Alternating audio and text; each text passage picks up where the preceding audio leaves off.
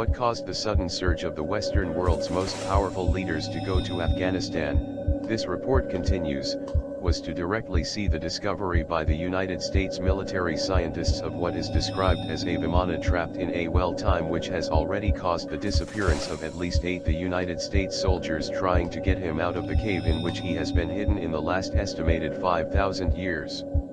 Important to note about the technology of Vimana is that this mysterious ship is the well-known mythological flying machine described in the ancient Sanskrit epics that existed before the last time our Earth turned upside down and was carrying disquietingly similar weapons to the atomic bombs of today. The reference to ancient Indian flying vehicles comes from ancient Indian sources. Many are the well-known ancient Indian epics, and there are literally hundreds of them. Most of them have not even been translated into English yet from Old Sanskrit. It is said that a few years ago, the Chinese discovered some Sanskrit documents in Lhasa, Tibet, and sent them to the University of Chandigarh to translate. Dr. Ruth Raina of the university recently said that the documents contain instructions for the construction of interstellar spacecraft. His method of propulsion, he said, was anti-gravitational and was based on a system analogous to that of Lagoma, the unknown power of the ego existing in the physiological structure of man, a centrifugal force strong enough to counteract all gravitational attraction. According to the Hindu yogis, it is this Lagoma that allows a person to levitate. Dr. Raina said that aboard these machines, which were called astras by the text, the ancient Indians could have sent a detachment of men to any planet, according to the document, which is believed to be thousands of years old. Manuscripts are also said to reveal the secret of Antima, the cloak of invisibility, and Garima, how to become as heavy as a mountain of lead. Stephen Quayle is the author of 5 books. For more than 30 years, he has been researching ancient civilizations, giants, UFOs, and biological warfare and their relationship to the future of mankind. Stephen discusses the next worst scenarios as the world approaches and how they interrelate with each other. Earthquakes, volcanoes, nuclear and biological terrorism, coupled with the expected financial crisis of the United States dollar, will push us into unimaginable tribulations. Stephen Quayle indicates that we have moved from the sphere of natural threats to the area of supernatural events guided by the invisible hand of evil orchestrating world events of unimaginable proportions. Many believe that ancient civilizations have left traces of advanced technology over the centuries, long before man became aware. Vimana, it is the name of an old machine used by the gods of India. The earliest accounts of this amazing civilization, written in Sanskrit thousands of years ago, describe the different forms and materials of the Vimana. These strange flying machines were used in incredible fighting, worthy of Star Wars, hundreds of years before Christ. In the Mahabharata, a narrative describing the war between the 2 most important clans of India around 3000 BC, flying Vimanas are mentioned 41 times along with sophisticated combat weapons that shoot lightning bolts. For example, reference is made to the attacks of King Salva against the city where the god Krishna resided in Dwarka. In this epic dispute, Salva drives a flying Vimana named Sagha who has the power to become invisible. Krishna returns the attack with a lightning bolt that locates and destroys his enemies through sound. Let's look at another illustrative passage from the Mahabharata that tells of Gurkha's attack on the Vrishis tribe. Gurkha, traveling in his powerful and fast Vimana, launched a single projectile, loaded with all the power of the universe, against the 3 cities of Vrishis and Anthakas. An incandescent pillar of smoke and fire, as bright as 10,000 suns, rose in all its splendor. It was the unknown weapon, the steel thunderbolt, a gigantic messenger of death that reduced the race of Vrishnis and Anthakas to ashes. In the Ramayana, which tells the adventures of Princess Sita kidnapped by the evil Ravana, another flying machine called Puspaka is mentioned. The Puspaka car that resembles the sun was brought by my brother Ravana. This excellent aerial car can go anywhere at will. It looks like a luminous cloud in the sky. And King Rama had it and rose with it towards the highest atmosphere. While the text does not qualify this flying car as a Vimana, Good could be another flying machine that used the same principles of the famous Vimana. Illustration of what could have been the Puspaka of Ravana. According to Dr. V. Raghavan, former professor of Sanskrit of the University of Madras, there are many documents in Sanskrit, dated hundreds of years ago, proving that extraterrestrial visitors were in ancient India. There is an enormous amount of fascinating information about flying machines and even science fiction weapons, which can be found in the translations of the Vedas and other ancient texts in Sanskrit.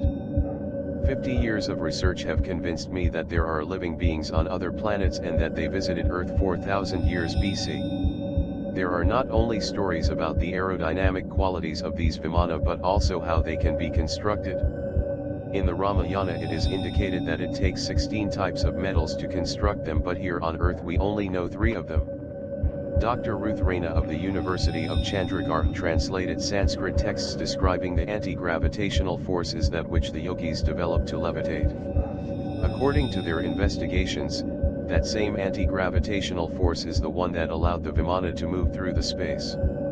Although it seems paradoxical compared to the majority of reports of sightings of extraterrestrial ships, the information contained in the Sanskrito texts on the form, the process of construction, materials, and weapons of the Vimana leaves little to the imagination. The numerous mentions of Vimanas in texts dealing not only with Hindu mythology but also with its history indicate that these Vimana were a possible reality hundreds of years before Christ. Dr. Raghavan claims that this technology was brought by beings from other planets 4,000 years BC, at the same time that Sumerian culture flourished in Mesopotamia and the Anunnaki extraterrestrials lived among them. According to Dr. Raghavan, the laws of the Babylonians, Akkada, successors of the Sumerians in the Mesopotamian region, indicate without ambiguity. The privilege of commanding one of these flying machines is very great. The knowledge of piloting is among our oldest legacies. It was a gift from those who came from above. We received them from them as a means to save many lives. Those who came from above is, in Sumerian language, synonymous with Anunnaki. We can infer that it was the Anunnaki who showed the Sumerians and then the Babylonians how to build and manage these sophisticated machines. The Anunnaki knowledge and presence could have been extended to India. The iconography of some Hindu gods and some mythological accounts may be evidence of a possible Anunnaki presence. It is interesting to analyze the case of Hanuman, one of the faithful servants of Rama, whose story is in the Ramayana. Hanuman was an intelligent monkey man who could communicate, had powers, and who led an army of monkeys against the lair of Ravana in present-day Sri Lanka. Could Hanuman be the fruit of another Anunnaki experiment? It should not be forgotten that in the story of Gilgamesh, Sumerian hero, this travels accompanied by Enkidu, a being with Neanderthal characteristics that could be a kind of Hanuman. Can we say that the Hindu texts narrate events that actually happened? A few years ago, an investigation by Michael Cremo confirmed that the alleged bridge between India and Sri Lanka, which according to the Ramayana was built by Hanuman and his army of monkeys, is submerged off the coasts of South India. Most likely it is a natural formation and not an artificial construction made by Hanuman, but that does not disqualify the veracity of the descriptions found in the story. In fact, many of the characters mentioned in these stories have been historical figures, as the supposed god Krishna himself assumed human form and participated in the great battle of Mahabharata. You can now visit the house where Krishna grew up in Gokul. It is the abode of Nanda Maharaj, with its 84 columns, described in detail in the sacred Hindu texts. At the entrance to the house is the tree in which Krishna used to play and lie down to play the flute 5,000 years ago. This place has so much relevance that it has been classified as a World Heritage Site by the Hindu government. On the other hand, the great confrontation on the Kurukshetra plain between the Pandavas and Kauravas, narrated in the Mahabharata, is part of the history of India. Moreover, recent research has argued that Dwarka, the city of 1,000 temples mentioned in this same account, is submerged off the western shores of India. It should be noted that in the Mahabharata is mentioned more than 40 times the fantastic flying sorcerers, Vimana worshippers, and lethal weapons that seem to come out of a science fiction film. In short, we can state that the events narrated in the Hindu texts happened, that the characters existed, and that the places have been located by modern archaeology. There are, therefore, ample reasons to suspect that the Vimana existed not in the imagination of those who told the story, but in reality itself. The precision with which the Vimana are described is surprising. Strong and durable should be the body of the Vimana, like a large flying bird made of light material. Inside one must place the Mercury engine with its steel heater underneath.